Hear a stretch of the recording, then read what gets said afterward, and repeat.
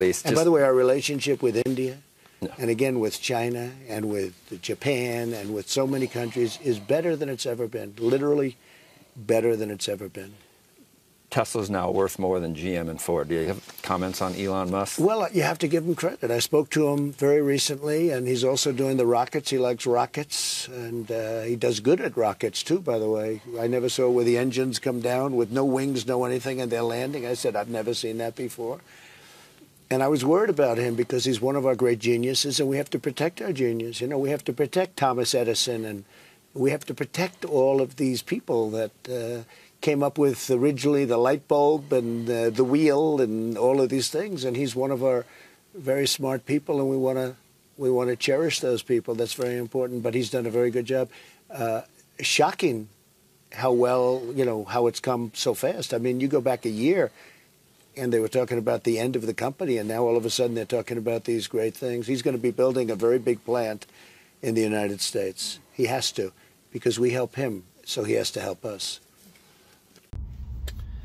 Well, this is interesting. President Trump saying something positive about Elon Musk.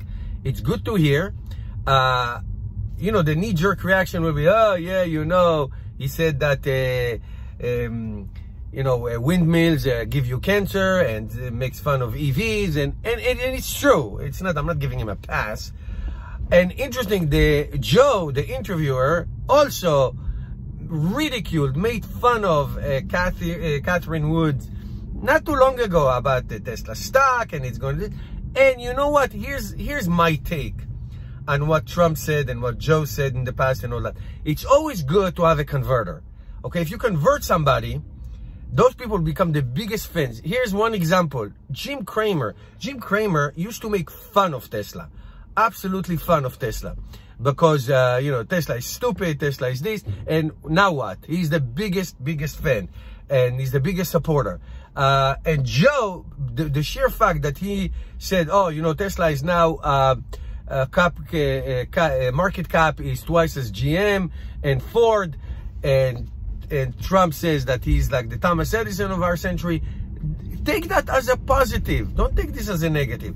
Take that as a positive, because eventually they come around. And when people like this come around, they become much better and much more effective supporters of people who were supportive all the time.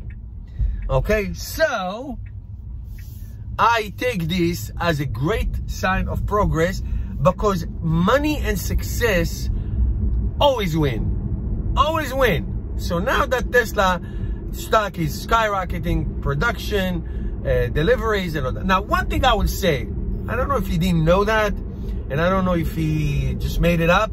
I said that he expects Tesla to build a plant in the United States because we helped them a lot. First of all, he didn't help them at all. It was previous administrations who helped Tesla with loan guarantees, with Tesla repaid.